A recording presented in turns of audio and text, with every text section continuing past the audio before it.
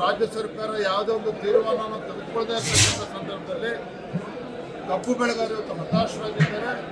ಮುಂದಿನ ದಿನಗಳಲ್ಲಿ ಅದು ಯಾವ ಪರಿಸ್ಥಿತಿ ಹೋಗಿ ತಲುಪೋದು ನನಗಂತೂ ಗೊತ್ತಿಲ್ಲ. ಹಾಗಾಗಿ ಮುಖ್ಯಮಂತ್ರಿಗಳು ತಾತ್ಸಾರ ಮಾಡ್ದೇನೆ ಕಬ್ಬು ಬೆಳೆಗಾರರ ಪರಿಸ್ಥಿತಿಯನ್ನು ಅರ್ಥ ಮಾಡಿಕೊಂಡು ಕೇಂದ್ರ ಸರ್ಕಾರ ಮತ್ತೊಂದು ಕತೆ ಹೇಳ್ದೇನೆ ಪರಿಹಾರವನ್ನು ನೀಡಬೇಕು ಅಂತ ನಾನು ಆಗ್ರಹ ಮಾಡ್ತೇನೆ. ಡೆಲ್ಲಿನಲ್ಲಿ ಡಿ.ಕೆ. ಶಿ ಅವರು ಹೇಳಿದ್ದಾರೆ ಸರ್, ಯಾವ ಕ್ರಾಂತಿಯೂ ನಮ್ಮ ಸರ್ಕಾರದಲ್ಲಿ ನಡೆಯಲ್ಲ. ನವೆಂಬರ್ ಕ್ರಾಂತಿ ಇಲ್ಲ, ಡಿಸೆಂಬರ್ ಕ್ರಾಂತಿ ಇಲ್ಲ, ಜನವರಿ ಫೆಬ್ರವರಿಯಲ್ಲೂ ಇಲ್ಲ. ಹೈಕಮಾಂಡ್ ಹೇಳ್ದಂಗೆ ಕೇಳ್ಕೊಂಡು ಹೋಗ್ತೀವಿ.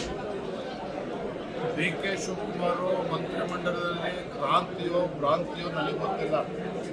ನಾವಿವತ್ತು ವಿಪಕ್ಷವಾಗಿ ಏನೊಂದು ಚುನಾಯಿತ ಸರ್ಕಾರ, ರಾಜ್ಯ ಸರ್ಕಾರ ಆಡಳಿತದಲ್ಲಿ ಸಂಪೂರ್ಣವಾಗಿ ಕುಸಿದಿವತ್ತು ಬಡವರ ರೈತರ ಬಗ್ಗೆ ಕಾಳಜಿಯನ್ನು ಮಾಡದೇ ಇರ್ತಕ್ಕಂಥ ಸಂದರ್ಭದಲ್ಲಿ ನೀವು ಮುಖ್ಯಮಂತ್ರಿ ಕುರ್ಚಿ ಮುಖ್ಯಮಂತ್ರಿನ ಬೀಳಿಸ್ತಿರೋ ಮತ್ತೊಬ್ಬರ ಆಗ್ತಿರೋ ಅದು ನಮ್ಗೆ ಅವಶ್ಯಕತೆ ಇಲ್ಲ. ಇವತ್ತು ಕಬ್ಬು ಬೆಳೆಗಾರರ ವಿಚಾರ ಏನಿದೆ ಇದನ್ನು ಆದ್ಯತೆ ಮೇರೆಗೆ ಇವತ್ತು ನಾಳೆನೇ ಪರಿಹಾರ ಕಂಡುಕೊಳ್ತಕ್ಕಂಥ ಕೆಲಸ ಮಾಡಬೇಕು. ಮಾನ್ಯ ಡಿ.ಕೆ. ಶಿವಕುಮಾರ್ ಅವರಾಗಲಿ, ಸಿದ್ದರಾಮಯ್ಯ ಆಗಲಿ, ಬಿಹಾರ ಚುನಾವಣೆ ನಮ್ಮ ನಾಯಕರುಗಳು ನೋಡ್ಕೊಳ್ತಾರೆ. ಈ ರಾಜ್ಯ ಬಿಟ್ಟು ಓಡಾಡೋದನ್ನು ಬಿಟ್ಟು ಈ ಕಬ್ಬು ಬೆಳೆಗಾರರ ಪರಿಸ್ಥಿತಿಗೆ ಅವರಿಗೆ ಪರಿಹಾರ ನೀಡುವಂಥ ಕೆಲಸ ಮಾಡಬೇಕು. ಸಾರ್ವಜನಿಕ ಸ್ಥಳಗಳಲ್ಲಿ ಸೇರೋದಕ್ಕೆ ಅನುಮತಿ ಬೇಕು.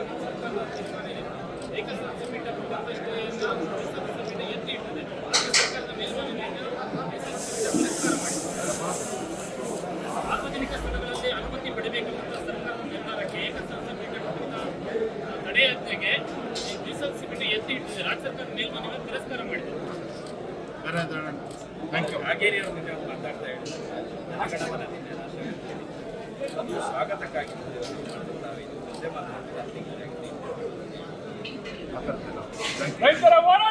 ಕೂತ್ಕೊಂಡು ಕೇಂದ್ರ ಸರ್ಕಾರ ಏನು FRP ನಿಗದಿ ಮಾಡಿದೆ, FRPಯ ದರವನ್ನು ಮೀರಿ ರಾಜ್ಯ ಸರ್ಕಾರ ಒಂದು ಕಬ್ಬಿನ ದರವನ್ನು ನಿಗದಿ ಮಾಡೋದಕ್ಕೆ ಅವಕಾಶ ಇದೆ. ಹಿಂದೆ ಅನೇಕ ರಾಜ್ಯಗಳಲ್ಲಿ ತೀರ್ಮಾನಗಳು ಆಗಿದ್ದಾವೆ. ಕರ್ನಾಟಕ ರಾಜ್ಯದಲ್ಲೂ ಕೂಡ ಇದೇ ಸಿದ್ದರಾಮಯ್ಯನವರು ಮುಖ್ಯಮಂತ್ರಿಗಳಿದ್ದಾಗ 2014ರಲ್ಲಿ ಕಬ್ಬು ಬೆಳೆಗಾರರು ಹೋರಾಟ ಮಾಡ್ತಾ ಇದ್ರು. ಇದೇ ರೀತಿ ವಿಠಲ್ ಅನುಭವಿ ಅಂತಕ್ಕಂಥ ಒಬ್ಬ ಬೆಳೆಗಾರ ಆತ್ಮಹತ್ಯೆನೂ ಕೂಡ ಮಾಡಿಕೊಂಡ ಔಷಧನ ಕುಡಿದು. ಆ ಸಂದರ್ಭದಲ್ಲಿ ಯಡಿಯೂರಪ್ಪನವರು ಏಕಾಂಗಿಯಾಗಿ ಸದನದ ಹೊರಗಡೆ ಹೋರಾಟ ಮಾಡಿ ಮತ್ತು 150 ರೂಪಾಯಿ ಹೆಚ್ಚು ದರವನ್ನು ನಿಗದಿಪಡಿಸುವಂಥ ಕೆಲಸವನ್ನು ಕೂಡ ಆಯಿತು. ಇಷ್ಟೆಲ್ಲ ಉದಾಹರಣೆಗಳು ಕಣ್ಣ ಮುಂದೆ ಇದ್ದರೂ ಸಹ ಇವತ್ತು ಮುಖ್ಯಮಂತ್ರಿಗಳು ಆದಿಯಾಗಿ ಸಚಿವ ಸಂಪುಟ ಮುಖ್ಯಮಂತ್ರಿ ಯಾರಾಗಬೇಕು ಆ ಮುಖ್ಯಮಂತ್ರಿ ಕುರ್ಚಿಗೆ ಪೈಪೋಟಿ ನಡೀತಿದೆಯೇ ವಿನಃ ಇಂಥ ಸಂದಿಗ್ಧ ಪರಿಸ್ಥಿತಿಯಲ್ಲಿ ನನಗೆ ಕೇಳಿದ್ರೆ ಮುಖ್ಯಮಂತ್ರಿಗಳೇ ಇವತ್ತು ಹೋರಾಟದ ಸ್ಥಳಕ್ಕೆ ಹೋಗಿ ಪರಿಹಾರವನ್ನು ಕೊಡುವಂಥ ಕೆಲಸ ಆಗಬೇಕಾಗಿತ್ತು. ಅದನ್ನು ಕೂಡ ಮಾಡಿಲ್ಲ. ಇವಾಗಲೂ ಕೂಡ ಈ ಕಾಂಗ್ರೆಸ್ ಸರ್ಕಾರ ರಾಜ್ಯದ ರೈತರಿಗೆ ಇವತ್ತು ಬರೆ ಎಳೆಯುವಂಥ ಕೆಲಸ ಮಾಡ್ತಾ ಇದೆ. ಅತಿವೃಷ್ಟಿ ಸಂದರ್ಭದಲ್ಲಾಗಲಿ ಸಂಕಷ್ಟದಲ್ಲಿರುವ ಕಬ್ಬು ಬೆಳೆಗಾರರ ಪರಿಸ್ಥಿತಿಯನ್ನು ಅರ್ಥ ಮಾಡ್ಕೊಳ್ದೇನೆ ಮತ್ತು ಒಂದು ರೀತಿ ರೈತ ವಿರೋಧಿ ನಡವಳಿಕೆ ಇವತ್ತು ರಾಜ್ಯ ಸರ್ಕಾರ ತೋರಿಸ್ತಾ ಇದೆ. ಇದು ಅಕ್ಷಮ್ಯ ಅಪರಾಧ ಅನ್ನುವ ಮಾತನ್ನು ನಾನು ಈ ಸಂದರ್ಭದಲ್ಲಿ ಇಷ್ಟಪಡ್ತೇನೆ. ಸಚಿವರು ಮುಖ್ಯಮಂತ್ರಿ ಸರ್ ಔತಣ ಕೊಟ್ಟ ಅನ್ನುವಂಥ ರಾಜಕಾರಣದಲ್ಲಿ ಕೊಟ್ಟಿದ್ದಾರೆ. ನಾಳೆ ರಾಜೀನಾಮೆ ಔತಣ ಕೊಡೋಕ್ಕಂತ ನಡ್ಕೊಂಡು ಹೋಗ್ತಾ ಇದೆ CM ಪರಮೇಶ್ವರ ಸಚಿವರು.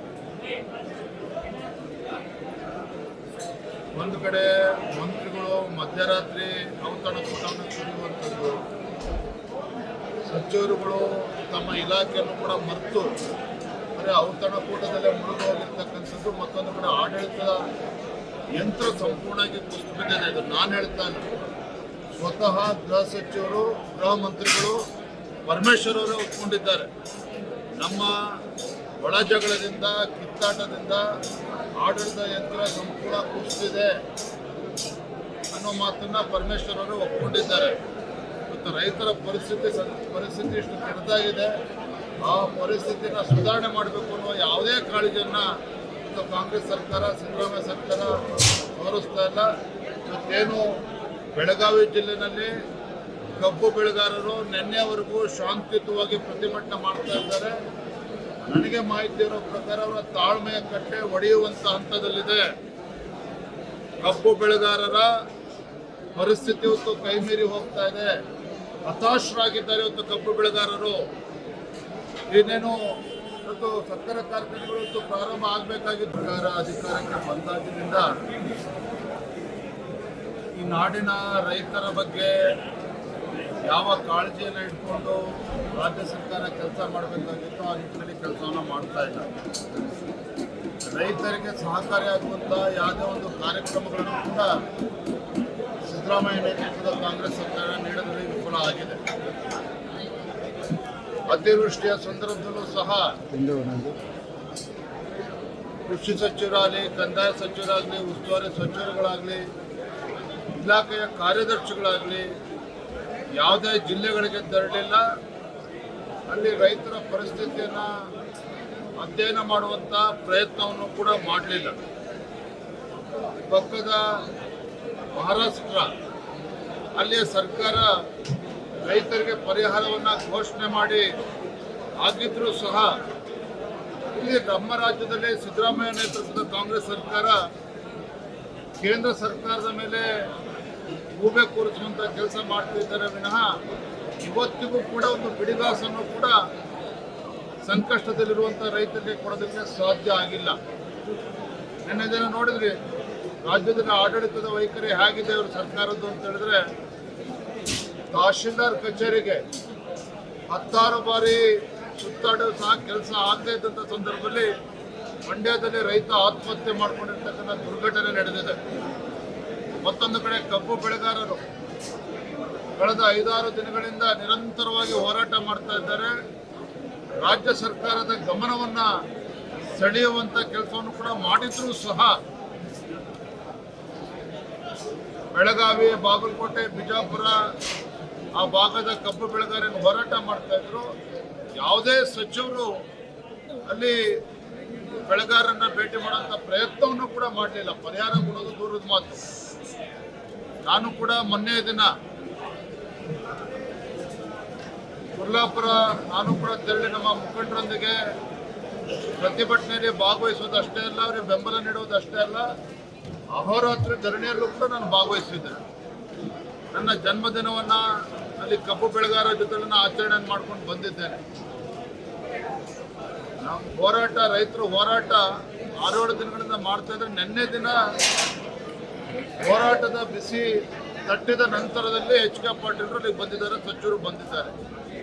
ಆದರೆ ಅಲ್ಲಿ ಬಂದು ಯಾವುದೇ ಒಂದು ಭರವಸೆನ ಈಡೇರಿಸುವಂಥ ಕೆಲಸವನ್ನ ಗೌರವಾನ್ವಿತ ಸಚಿವರು ಪ್ರಯತ್ನವನ್ನು ಕೂಡ ಮಾಡಿದ್ದಾರೆ.